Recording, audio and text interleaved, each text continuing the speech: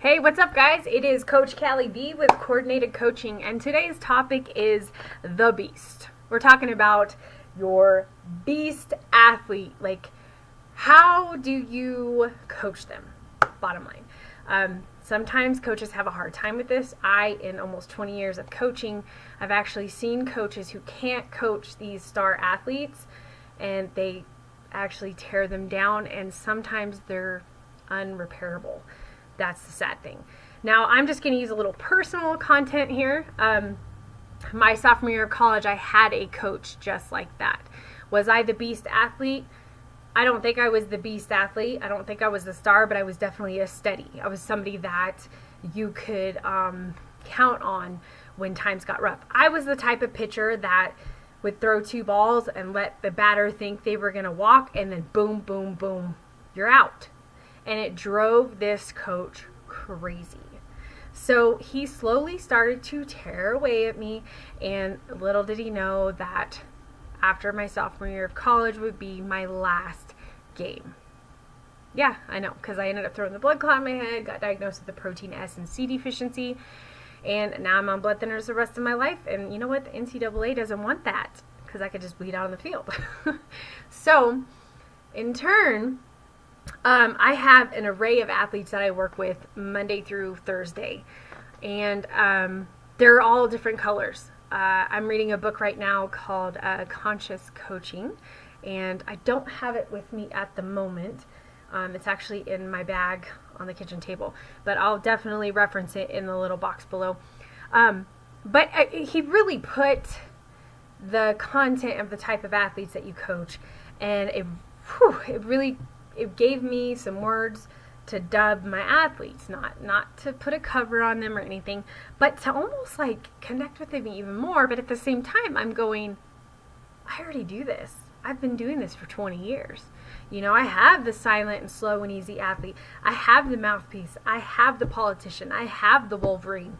And then I looked at my own life and I go, holy cow. Okay, this is why coaching has been in my life so long, and it's continuing to go, through massive career changes, through moves, through babies, just crazy changes in my life. Kind of like God has been my constant and my faith in him. Yes, it has been tested, but coaching has been there too, So what do you do when you have this athlete who is just a beast? Already knows the mental accessibility within themselves when they're in their position and they're holding it down under, a tie game. What do you do to them? Well, I'm going to tell you what you don't do. You don't go in and you start breaking them down. You don't change their swing. If their swing is working, here's the thing, a baseball swing and a softball swing are the same. And I know it's this huge controversy, but my husband and I, we are advocates for this. We truly believe this. I mean, he's a baseball coach. I'm a softball coach. He has actually worked with some of my girls before. If there's something, in the past, I think it was oh gosh, has it been already 10 years? I think it has. No, maybe 9. There was just this thing I couldn't figure out about this girl. So he came out. He's like, this is what she needs to do. And he's a baseball coach. Crazy. The girl came out of the slump. She was already done growing. It's just craziness, I'm telling you. So what do? You don't change what they're doing. Because, guys, your athletes are not going to play perfect 100% of the time. It's just not going to happen. LeBron James even has bad days. But you know what separates LeBron James from everybody else? Is the everyday action that he applies to his life, everything in his life. He's able to bounce back from a bad day. His coach doesn't come in and go, yo, LeBron, we got to change a shot because yesterday's game, you sucked. No, you don't change him. I feel like as a scout, not that I'm not a scout, but as a college recruiter, a scout, you're looking for a player that has something solid to where when they get into college, you don't have to teach them anything. You don't have to change anything. And that's what my coach my sophomore year tried to do to me. Seriously, like it drove me insane. So I've dealt with athletes who walk into these select teams and it's a coach I've never heard of before. Then I get, I hear from the parents what's being said to this player, and I start to see how it's affecting my player mentally. Really? Do you think you're making them stronger? Because you're not. You're not teaching them to overcome any adversity. You are the adversity. Like, you are the last person that this kid needs in their life to be the adversity, right? So as a coach who doesn't do that, you got to put that flame out. Oh man, it was no joke. It was work. Being told, don't swing like that, don't throw like that, don't throw hard, back off, throw slower. Who does that? You know what I mean? So, with your beast athletes, watch them.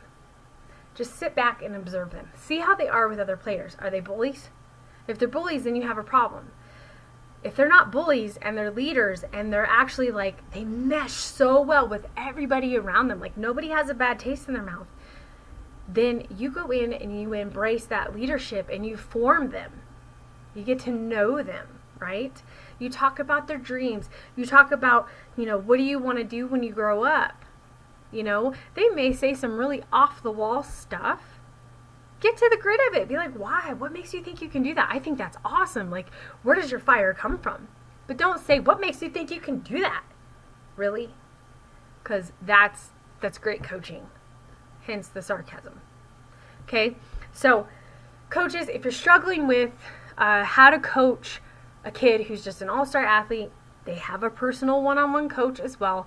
You need to connect with that personal one-on-one coaching, because that personal one-on-one coaching, that coach probably knows more about this athlete than you do and may ever will. So you probably want to reach out to them. First, start with your parents, and then reach out to the coach that this kid's working with and see how you work with them. But number one, you do not tear them down. We as coaches are not here to tear kids down, to tear athletes down, no matter how old they are. We are here to build them up, right? And, sorry, there's something there. And use their athletic ability to help them get through life, not through life, I'm so lost. Through life. I'm telling you right now, if it hadn't been for my sports, oh my gosh, it's like fuzz on my nose. My sports, statistically, I would not be where I'm at. I grew up in an abusive home. Bottom line. I just made this post yesterday. It's the old phrase. Let me see if I can find it. It talks about talent, how hard work will always outbeat talent. But I want to say the quote. Hard work beats talent when talent doesn't work hard. If you guys want to follow me, I am on Instagram at CallieBFitness. But I shared about how I had to throw 100 balls a day. I didn't have a catcher. I had a target spray painted on the barn. And I had to do that. And I focused so hard that you could not touch me. You could not get at me. I was very protected in this space. And I do this with my pitchers now. I teach them when they step in that chalk line, that's their bubble. Nobody can get to them. Nobody. You can hear people talk, but it doesn't impede your bubble. That is your PowerPoint right there. Once you step on that mound, it's like your cape comes on. And it's really cool to watch my players actually grow into this self-belief. One of my players, she is gestational diabetic, type 1. And I teach my players to do walkthroughs on the mound, so they're not truly timed. But I also, in the beginning, they do 2 slow in front, and then they back up and do 3, so they get their 5, right? Well, it was really funny. She actually saw first and foremost why I do this. She started off slow. Well, all the girls on the other team started laughing, saying, "Oh my gosh, we're gonna hit her." Well, when she backed off and she did the walkthroughs, with that momentum, they were like, I don't know. But by the time the batter got on the box and she stood on the mound, their timing was screwed. They didn't know, right? So right away, you jump on him, you get that strike, right? So you're one up on him. What you gonna do? What you gonna do, huh? You know, that's the bubble. You can't impede it. But it was so cool having this conversation with her. She was like, I totally get it now. And I'm like, yeah, that's your safe place. That's your safe haven. Nobody can get at you. So in this post, I talked about that. And I talked about how I was like the first one to come to practice and the last one to leave. My older sister hated it, you know, because she had to wait on me. But I had to work really hard. I think I quit growing when I was like, 14. I think I've been 5'3" for my entire life. And a lot of the pitchers that I pitched with or against were like 5'9", 5'10", 5'11".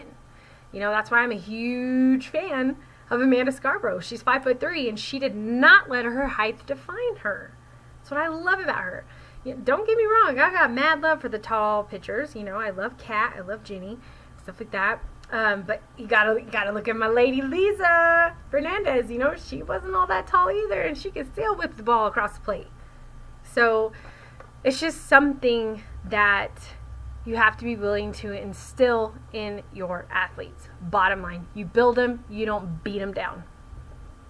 I don't care how awesome they are. You as a coach, it is not your place to be intimidated. Now, if they're a poison to the team and they're causing problems, that's a whole nother topic on a whole nother day. I will definitely talk about that. But as a coach, if I have a beast player who's got attitude and is just a complete jerk, deuces. Because guess what? As a coach, I don't have to put up with you. Bottom line. Have I had to cut athletes off? Yes. Have I had to end lessons with athletes? Yes. Not 99% of the time. It's not how they talk to me. It's how I've witnessed them talk to others and talk to their parents. Yeah, it got real. So embrace your athletes, whether they're good or not. Look at the big picture. You are blessed to have the opportunity to talk to this little person, this athlete, to coach them, to lead them through life, to mentor them. You are not blessed to beat them down in any way. All right, so when you have that beast athlete, be excited. Show them they're not just good at the physical things in their sport. Show them that they're a brain too. You know what I mean? Show them that they have amazing leadership skills they have yet to uncover. But only you as a coach can unlock that. All right, well, thanks for watching, guys. This is Coach Callie V with Coordinated Coaching. I'll talk to you later.